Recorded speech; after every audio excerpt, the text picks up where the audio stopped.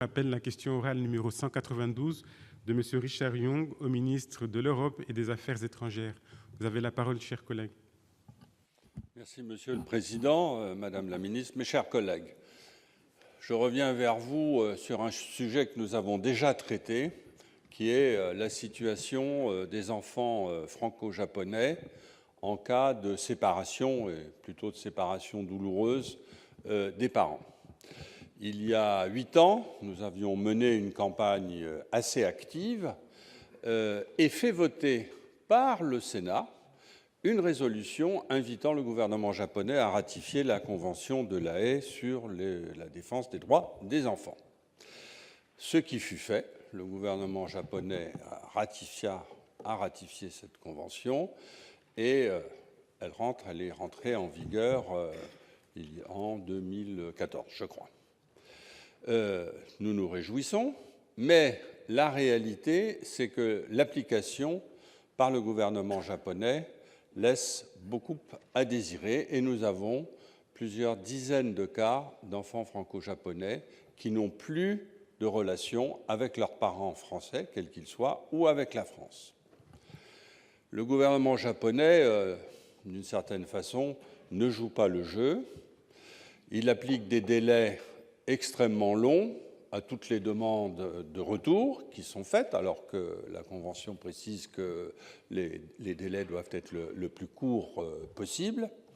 Il met des obstacles au droit de visite. Les parents, bien sûr, refusent le droit de visite et ils sont curieusement appuyés par les autorités locales, judiciaires ou la police.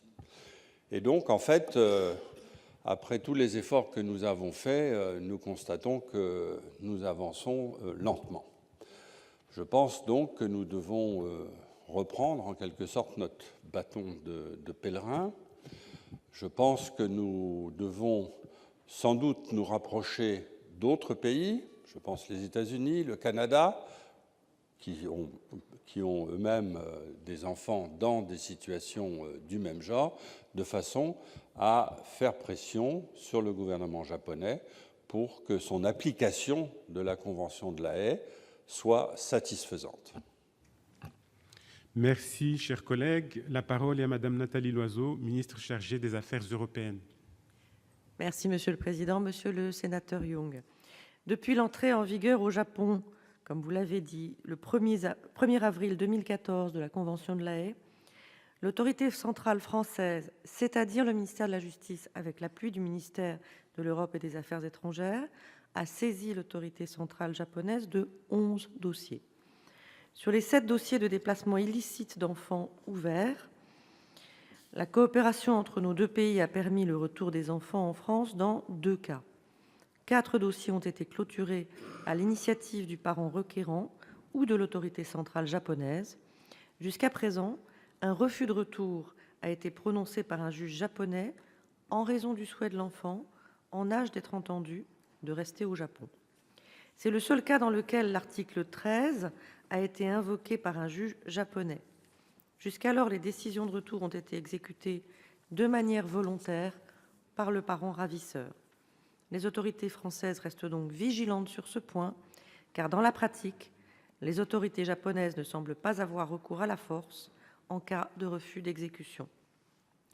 À ce jour, un dossier de déplacement illicite d'enfants et un concernant des droits de visite et d'hébergement reste en cours de traitement.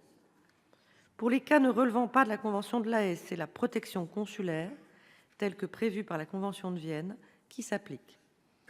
Les parents qui sollicitent alors notre aide sont accompagnés dans leur démarche, dans le respect de la souveraineté japonaise et de la séparation des pouvoirs.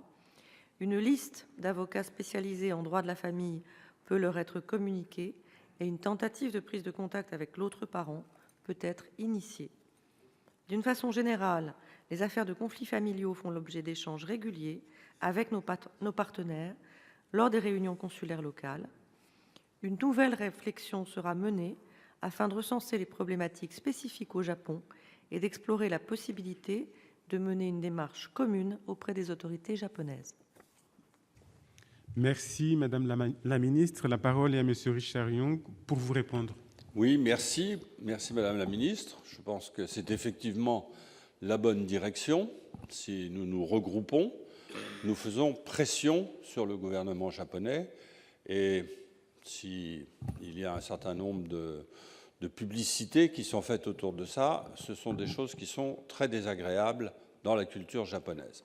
En fait, c'est un problème de culture profonde qui fait qu'au Japon, l'enfant est à la garde de la mère, point final.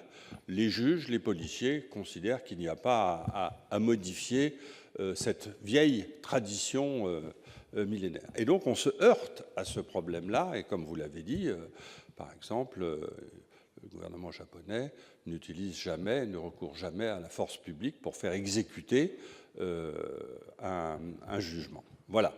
Donc je pense que nous devons continuer à faire pression, que nous devons sur place, ce qui se fait d'ailleurs déjà, réunir les pays qui sont concernés et faire pression à nouveau sur le gouvernement japonais. Merci.